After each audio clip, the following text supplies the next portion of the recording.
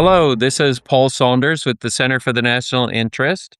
Thank you for listening to another episode of the Three Questions podcast. I'm really pleased to have with me today Isaac Stonefish. Isaac has written a piece for the national interest that I'll talk about, and he'll talk about even more in just a minute. But by way of background, Isaac is the CEO and founder of a company called Strategy Risks, which is a business intelligence firm. And their big focus is kind of assessing the risk that companies may face from exposure to China and Chinese-related entities, and kind of helping companies to reduce that risk. Isaac is a very accomplished former journalist who lived in Beijing for 7 years and was a correspondent for Newsweek there, was the Asia editor for foreign policy, and has done a bunch of other things in our kind of think tank and policy space here in Washington at the Atlantic Council, the Asia Society, and I guess also adjunct at New York University up in New York, where Strategy Risks is headquartered. So a very accomplished observer of China with some real kind of experience living there and watching it. And, Isaac, thanks a lot for being with me today. Paul, great to be here. Thanks so much for having me. Oh, thank you. Thank you. So you wrote this piece, which I found kind of intriguing, for the national interest a few weeks ago, and we'll be sure to put a link in the podcast description for people. And the headline that our editors have on the piece is "Companies May Become Neutral on U.S. China Competition Again. That's a bad thing." Could you briefly explain what you were trying to warn about in the piece and why you're troubled by it? We are just leaving a heyday of corporate activism. 2020, Black Lives Matter, protests for and against Trump, American companies supporting Ukraine in the Ukraine-Russia war. The pendulum is shifting away from corporate social responsibility, and it's shifting towards corporate neutrality. And my worry with that, there's a lot of positives to that. My worry with that is that corporations will use that newfound neutrality to stay very much on the sidelines between the United States and China. And I say sidelines with very big scare quotes here, because if the US and China do go to war, there is no sidelines for major corporations. They think by staying out, and again, big scare quotes there, they'll manage to maintain independence. It just won't be possible. Just to pursue this for a second and then to move on to a different theme. I mean, certainly when we look at governments around the world, who are kind of contending with the U.S. China competition, even a lot of our closest allies want to insulate themselves from that to the greatest extent that they can. I have sort of this theory that leaders and people kind of like trying to avoid making hard choices, and everybody kind of wants to have everything both ways, or, for that matter, 5 or 6 different ways, rather than having to kind of take a firm decision, in one direction or another on something like that. Isn't that like a normal behavior that we would expect companies to engage in? It absolutely is. And some of the companies we work with are trying to thread this needle right now. The issue and the problem with it isn't its normalcy, it's that it's impossible. And the dependencies that companies have on the United States and China, all of the major global companies have those dependencies. And in war, both sides are going to work to leverage the companies to their advantage. We saw that hugely in World War II, and I think it'll be an even bigger issue in World War III. Oh, goodness. Spoken like someone who's kind of convinced that World War III is coming very soon, actually. The timing, I don't know, but the inevitability, I do. There won't. World War II was not the last global war. It can't be. I guess I kind of have to agree with that. I have I guess, what I would view as a pretty realistic view of human nature. And I think that's, war generally is one of our tendencies that we will probably find it impossible to do away with. That's certainly worth thinking about and worrying about. I guess if I again sort of put myself in the shoes of the companies, and maybe now in a little bit of a different way, I imagine if I had like the CEO of any company that has a significant presence in China as my guest here today, Microsoft or Amazon or Tesla, or there are many of them, Boeing, others. Imagine if I had them here, they would kind of say something like, well, we're kind of aware of this risk, and we see the growing tension between the US and China, and we're really committed to America and to American values, and this is our country too, and that's why we're taking a really close look at all of our commitments and exposure in China, and we're taking every possible step to reduce that and to limit that, and to eliminate insider risks and all kinds of other things. It kind of sounds like from your piece, you feel like either they're not doing that, or they're not doing enough of that, or they're not doing it quickly enough. Why do you feel that the corporate response to this geopolitical competition is inadequate? Great question. And, when we advise CEOs on how to speak about these things publicly, it has to be a lot more delicate than the way they actually view these issues and how they engage on them within their companies. And as the world turns, we're going to see different dynamics in terms of the public affairs choices that they make. But specifically, the issue isn't that all US companies are behaving badly vis-a-vis China. The issue is that certain tech companies, in the piece, I talk more about Microsoft and Apple, which have very long histories of engaging with the Chinese Communist Party and balancing, in some ways, I don't want to say more on the Chinese side, but perhaps having a worrying level of overexposure from a national security perspective. And the trick for policymakers is figuring out how to encourage growth and free enterprise while restraining the ability of American companies to be overly exposed to China. Are there, maybe, since I assume, most people who are listening aren't following this super, super closely, could you explain some of the kinds of things that you have in mind, that you're kind of worried about? If there are specific concrete things that are happening that you kind of feel shouldn't happen, or shouldn't have happened, in the past? Apple's tens of billions of dollars that it spent on the Chinese market and in developing Chinese supply chains not only enabled Apple to produce world-class products and create and dominate an industry, it also trained up Chinese manufacturers into very real competitors of the United States and facilitated Chinese dominance in manufacturing.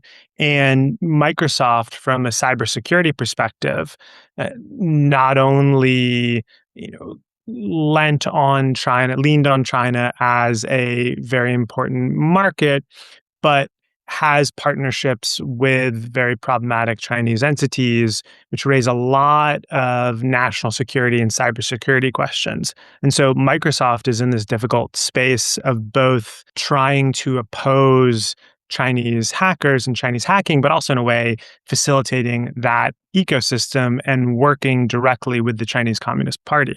It's a very, very difficult balance that they're trying to strike. And I certainly don't envy the position that they're in. The issue is companies pretend that hacking from China isn't approved by the Communist Party and isn't coming from the People's Liberation Army. They'll talk about shadowy hacking armies and, it coming from China, but not attributing where it came from. But it's an open secret that doing something of that political magnitude, you have to have Communist Party approval and oversight, or you are causing some problems for yourself.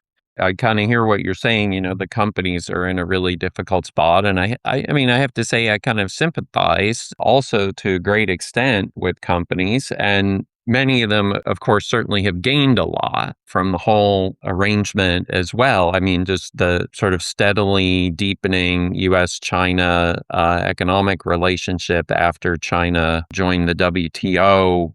I guess about 25 years ago, plus or minus. At this point, that was really a spectacular period of growth there. It was a period in which a lot of American companies were kind of really rushing to get over there and do things and make money. And, many successfully, some others less so. As I've looked at that and reflected on the trajectory of the economic relationship, this kind of ties back to the companies and, what their attitudes might be.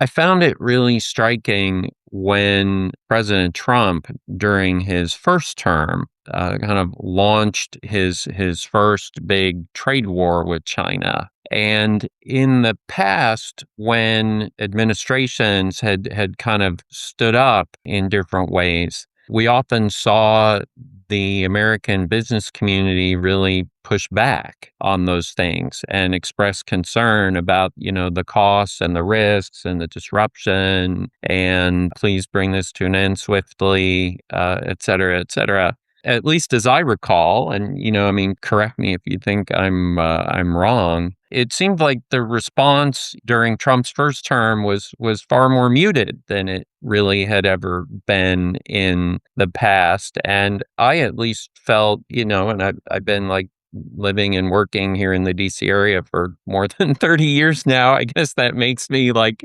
officially a swamp denizen. But I really felt like there was a kind of a significant sea change. I remember a few years prior to that, by the way, I think during Obama's second term, there was this kind of high profile bipartisan commission on intellectual property theft, globally oriented, the commission, but, and perhaps globally oriented, for in part for positioning reasons, but it certainly, attributed a lot of the problem to China. I guess as I'm kind of looking at that and reflecting on it, I mean, it seems to me like companies have drawn a lot of lessons about working with China and working in China. I guess you're kind of highlighting the tech sector as maybe a place where there's a little less of that. But do you feel that there are some sectors that are performing better from your point of view than others in how they're looking at these risks?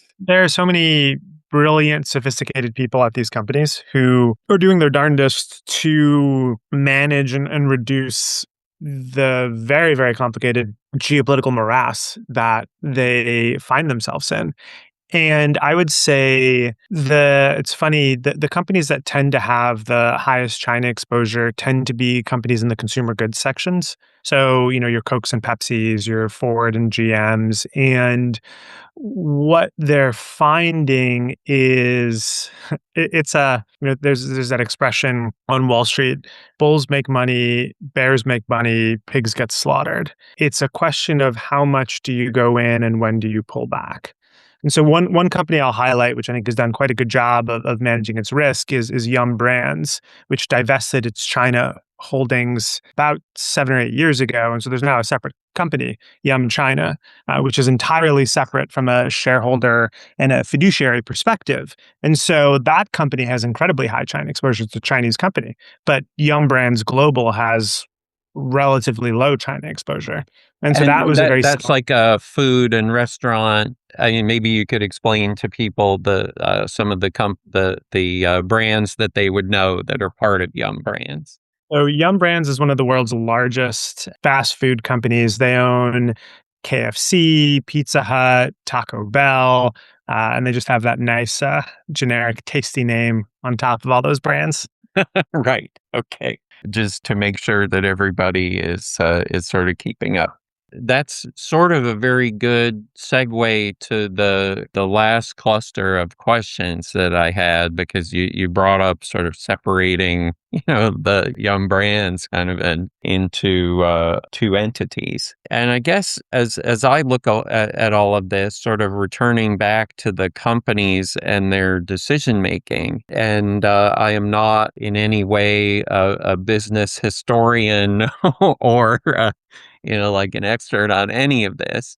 But my gut would tell me, if we go back and look at the past, and let's say like World War II or something like that, since we were talking about World War II and World War III already. If we kind of go back to World War II, I'm kind of imagining that the really big American companies at that time were probably overwhelmingly American owned. I sort of feel like one of the things that's happened, in the 80 years since the end of World War II, and, some of it during the Cold War and a lot of it actually kind of after the end of the Cold War, was that there was kind of this very considerable international confidence in America as a place to invest, which is something, we want. And a lot of foreign individuals and companies, and for that matter, sovereign wealth funds, invested in the United States in really big ways, including in stocks and buying like really big shares of American companies, allowing those companies, I'm sure, to expand and do all kinds of amazing things that they, might not otherwise have been able to do. And, when I think about a lot of the discussions we have around AI or nuclear energy or other technology areas, where we're competing, one of the kind of frequent things that comes up in those discussions is, America has like this superpower of our capital markets. And we have this just like flood of private capital, that gets directed into all of these amazing things, a lot of which clearly is like foreign money. We and the people who invest, often are really benefiting enormously from that. Sometimes people pick bad investments, or they make investments for, shall we say, non-economic reasons. But setting aside those cases, I think it's something that's really been very successful. But it also seems to me like it kind of contributes, maybe in a way. I shouldn't really say creates, because shareholders, wherever they are, want the company that they own shares of to make money and to be successful, and not to get involved in other people's problems. But it kind of strikes me that we're in an era now where we may have, I don't know, 20, 30, 40% of some of these big companies that are owned elsewhere, where there's kind of even less incentive to want companies to get involved in geopolitical competition between the U.S. and China, or, for that matter, I mean, there are a lot of other thorny foreign policy debates around the world, that don't involve China. A lot of them do, but certainly not all of them do. Is this just kind of a problem we have to live with, or should we be, are you recommending that, the Congress like regulate who can buy stocks, or what's your solution?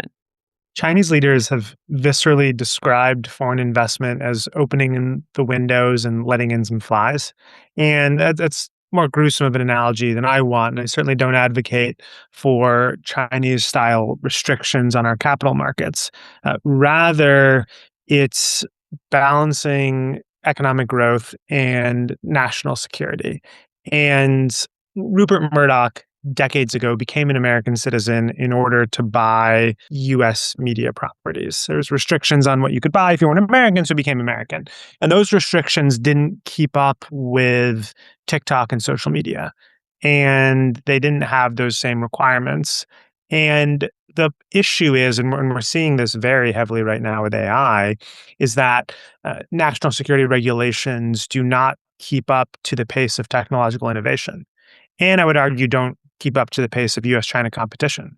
And so, how do we turbocharge very complicated regulations that have all sorts of externalities and other effects? It's a very difficult question, but it does require nimble policymaking. I always worry when I when I hear that something requires nimble policymaking. In one of my recent episodes, I think 1 or 2 episodes ago, I had another guest, and we were talking about kind of AI and hacking and some of those kinds of risks. And that's certainly another area where our capabilities to do things are increasingly exceeding our capabilities to regulate them.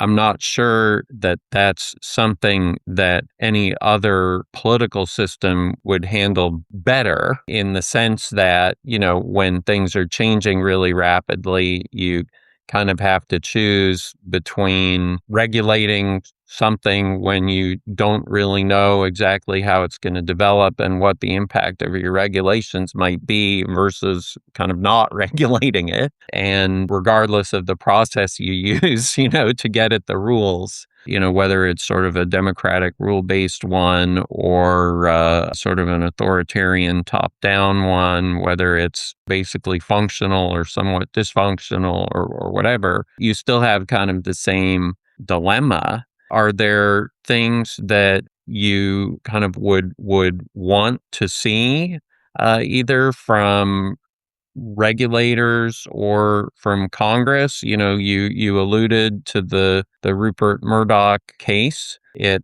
seems, at least for now, like it might be getting a little bit more difficult to become an American than it could have been at other times in our history. What do you have in mind? Right now, it's very easy for American corporations to transact with the People's Liberation Army, which is both China's military and the armed wing of the Chinese Communist Party. We just did a report on American and British defense primes and their ties to the Chinese Communist Party. And surprise, surprise, they run very deep. And that poses some very serious national security considerations. And so, one thing would be, how do we meaningfully restrict the ability of American corporations to strengthen China's military? And how do we reduce their ability to reduce their ability to strengthen Ministry of State Security and other entities complicit in human rights abuses? On tech companies, on your Microsofts and Apples, it's again very challenging from a policy perspective. But it's, in order for them to transact in China, they have to follow certain Chinese norms about engaging with the Communist Party. And the policy response in the United States can be just a good old-fashioned requirement for transparency on how companies are engaging in China. It's something that we track very closely. And again, as I mentioned, and we work with companies on how to balance between the United States and China and what steps to take. But I think from a policy perspective, there certainly are movements in the direction of strengthening national security without weakening the ability of companies to do what they do best. Thank you. And again, for our listeners, this is the Three Questions podcast. This has been a really terrific conversation with Isaac Stonefish, the CEO of Strategy Risks. Isaac, I suspect that a lot of the issues that we talked about here today are going to be kind of persistent ones and maybe increasingly thorny ones. And I guess China, for its part, is also focused more and more on its policy toward American companies and what they can do and not do in China or in other ways. So maybe we should think about talking again. It sounds like there's going to be a lot to cover. I would look forward to that, Paul. Thanks for the time. Thank you so much. Thank you.